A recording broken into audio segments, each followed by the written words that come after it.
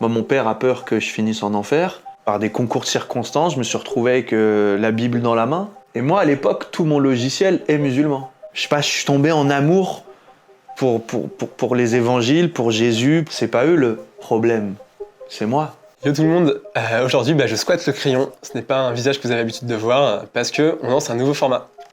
Ouais, exactement. Aujourd'hui, vous allez ni retrouver Val, Jules, Sixtine, ni moi, mais bien Victor dans un format qu'on a construit ensemble. Et Victor, c'est quoi ce format ? Mon format, c'est des interviews qui n'en sont pas vraiment. C'est plutôt des discussions, c'est des échanges où j'essaie d'aller en profondeur sur des sentiments, sur des expériences qu'ont vécu les gens. Et on commence avec qui du coup ? On commence avec Mehdi. Mehdi, c'est un gars qui est né dans une famille de confession musulmane et qui a décidé de se convertir au catholicisme. Donc c'est un choix de vie qui est vraiment unique. Moi, j'en avais pas rencontré avant. Et c'était très intéressant du coup d'apprendre et de voir comment finalement il a vécu ce cheminement. Pourquoi il a fait, comment il a fait. Il a beaucoup souffert, il nous l'a dit, et comment il a dépassé ça, parce que lui, il avait une mission. Et sa mission, c'était pas forcément sa foi, c'était de rassembler les gens. J'espère que cette vidéo vous plaira en tout cas. N'hésitez pas à nous dire ce que vous pensez de ce nouveau format. Pensez bien, si ça vous a plu, à vous abonner, à laisser un j'aime et à mettre un commentaire. C'est super important pour le référencement. Bonne vidéo. Je viens d'une famille musulmane, pratiquante, j'ai été très pratiquant, je croyais dur comme fer à tout ce qu'on m'avait transmis. Et par des concours de circonstances, je me suis retrouvé avec la Bible dans la main. C'est quoi ces circonstances ? Il y avait un centre évangélique en bas de mon quartier. Tout le monde nous disait au quartier que c'était une secte. Et un soir, je rentre d'un entraînement de boxe avec un ami d'enfance avec qui j'avais fait l'école coranique. Et il me dit, c'est une secte et tout, viens, on va voir. Et on rentre et effectivement, on voit des gens... alors c'était très joyeux, mais chez les protestants et aussi chez les catholiques, on dit il y a quelque chose qui s'appelle le baptême de l'Esprit Saint, donc une espèce de parler en langue un peu étrange. Et nous, on entend ça, on voit ça, on dit mais les mecs, c'est vrai, ils sont fous. Ouais, t'as l'impression que c'est... Ouais, c'est qui ces gens en fait ? Non, t'as quand même laissé rentrer. Ouais, je suis rentré, on a observé et tout. Et justement, on a été abordé par un pasteur. Et lui a été vachement droit dans ses bottes, à nous parler de ce en quoi il croyait. Et moi, à l'époque, tout mon logiciel est musulman. T'en sors avec quoi ? De la colère. Parce que la première et les quelques fois où j'y suis allé après, il y a eu une vraie confrontation. Pourquoi t'y es retourné ? La curiosité de voir... Moi, ma mère, elle m'a toujours éduqué à la curiosité. Dès cet âge-là, je sors d'ici avec effectivement de la colère parce qu'il est venu me bousculer dans mes certitudes, mais aussi quelque chose qui m'a intrigué, c'est... Moi, je pense que j'étais en grand besoin d'amour, et là, on me parle d'un Jésus qui m'aime. Mais dans l'islam, tu ressentais pas l'amour ? Eh ben, moi, personnellement, non. J'étais tellement un mauvais garçon, je faisais tellement de conneries, à la maison, ça allait pas, j'étais renvoyé de tous les collèges, enfin, c'était dur, quoi. C'était dur pour mes parents, c'était dur pour moi, je suis à Saint-Étienne, c'est moche, j'ai des problèmes avec la justice, et d'un seul coup, on me dit Jésus peut changer ta vie, il t'aime. Il y a un côté un peu... parce que d'ailleurs, mes parents, pourquoi on disait secte ? Mes parents ont eu peur de ça. Mais il y a aussi peut-être ce truc du... tu pouvais repartir de zéro, c'était un tableau blanc. Ouais. Et ça devait être attirant aussi. Bien sûr. Et c'est ce qui m'a d'ailleurs après attiré jusqu'au baptême. C'est la relation intime que j'ai pu créer avec ce Jésus. Et la façon de se dire, en fait, je vais naître de nouveau, et avec lui, dans une forme d'intimité, il va m'accompagner pour lui changer de ma vie de l'intérieur, et moi, avec la Bible, avec tout ça, réformer des choses. Je pense qu'il y a quelque chose qui m'a... Je vois ça maintenant avec le recul, mais je parlais de littérature tout à l'heure, tu vois, des gars comme Raymond DeVos, ou comme Marcel Pagnol, ou moi, c'est vraiment la littérature qui m'a passionné. Mais donc j'ai découvert plein d'autres modèles de réussite ou de rêverie à travers la littérature. Le Coran m'était très peu accessible dans sa langue, dans son style littéraire. Et là, il y a 73 livres dans la Bible. Moi, je sais pas, je suis tombé en amour pour les évangiles, pour Jésus, je sais pas, il y a un truc qui m'a attiré, quoi. Comment ta famille a réagi quand tu as annoncé ? Il y a eu plusieurs phases. La première, Ils ont eu peur que je sois embrigadé dans une secte. Il y a eu à un moment donné une forme de rejet, une tristesse de la part de mon père. En fait, quand on dit la famille, ça veut tout dire et rien dire. Aujourd'hui, moi, j'ai des gens de ma propre famille qui viennent voir mon spectacle, qui m'entouragent, qui sont contents pour moi. Il y en a d'autres qui ne me parlent plus. Il y en a d'autres qui sont blessés parce que je l'ai médiatisé. D'autres, enfin, c'est très différent. Mais en tout cas, quand je leur ai dit parents, que... ouais. Quand mes parents m'aiment. Et moi, je les aime. C'est ce qui compte. Et quand on aime quelqu'un, on l'aime au-delà de sa religion, au-delà de son orientation sexuelle, au-delà même de ses choix politiques, même si parfois c'est dur. On l'aime, point. Et ça ne veut pas dire qu'il n'y a plus de douleur, qu'il n'y a plus de souffrance, de leur côté comme du mien. Moi, mon père a peur que je finisse en enfer.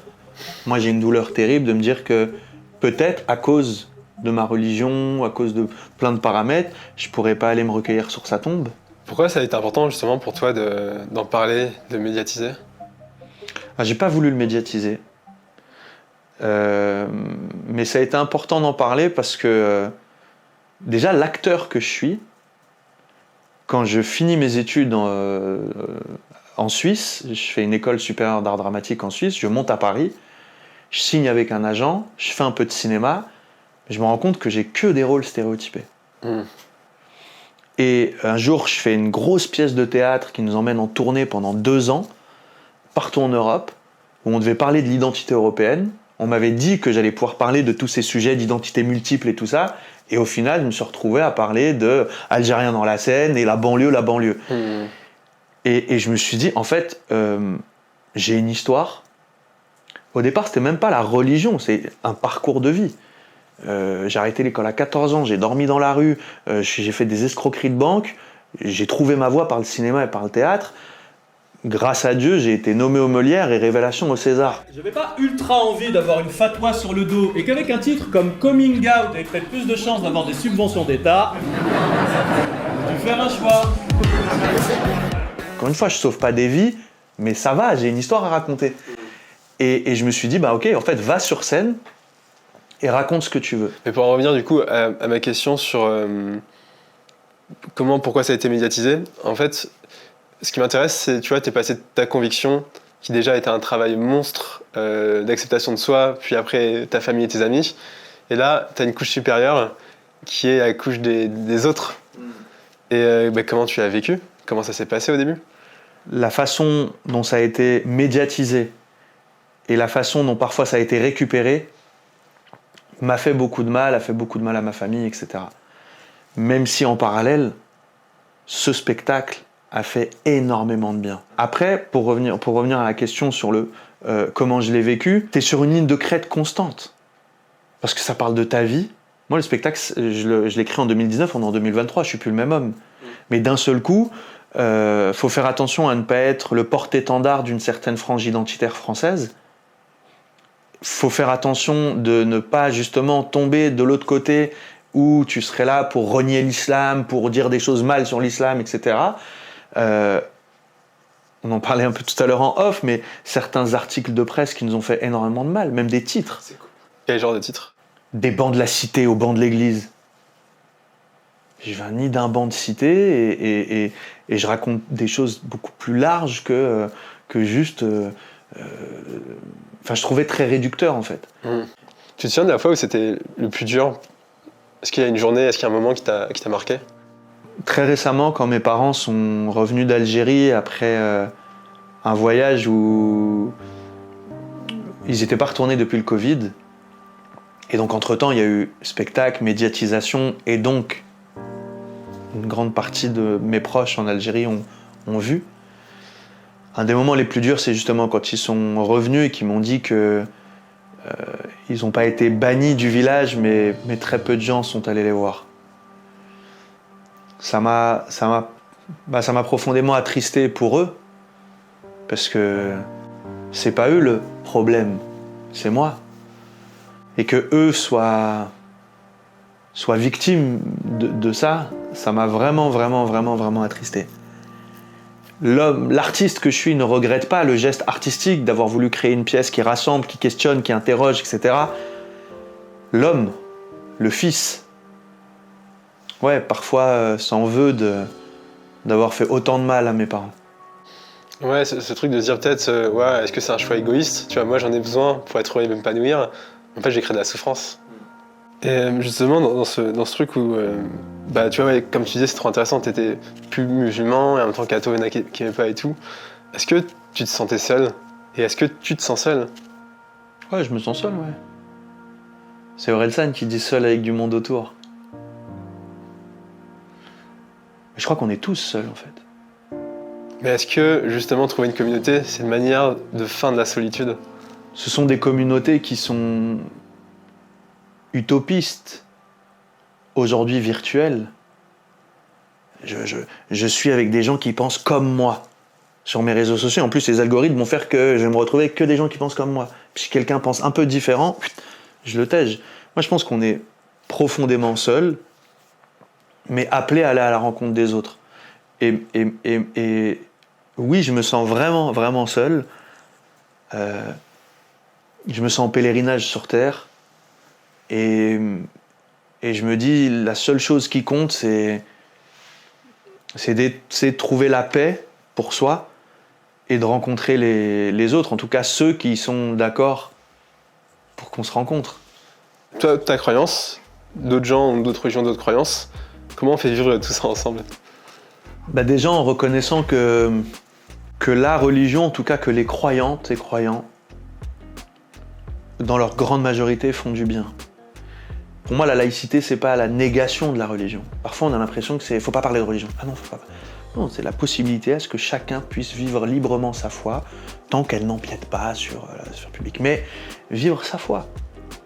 Et je pense qu'il y a des vrais efforts de réconciliation à faire en France pour justement accepter. Et d'ailleurs, les musulmans en font les frais. Accepter qu'en fait, la religion, la spiritualité au sens large, a une place dans la société.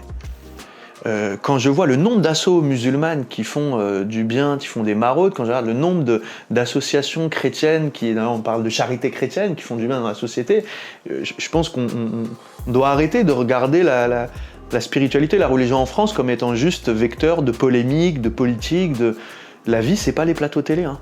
Moi, ça, je l'ai vu. J'ai vu que dans mon quotidien, on parle pas de est-ce que t'es pour ou contre la manif pour tous, est-ce que t'es pour ou contre le voile. Non, chacun vit sa foi et je pense que la richesse de notre pays, c'est justement permettre à toutes ces foi de pouvoir s'exprimer et de pouvoir en changer. Ça fait partie de nous. Et c'est la richesse de la France. Il y a très peu de pays dans le monde où c'est possible. Merci beaucoup. Merci à toi.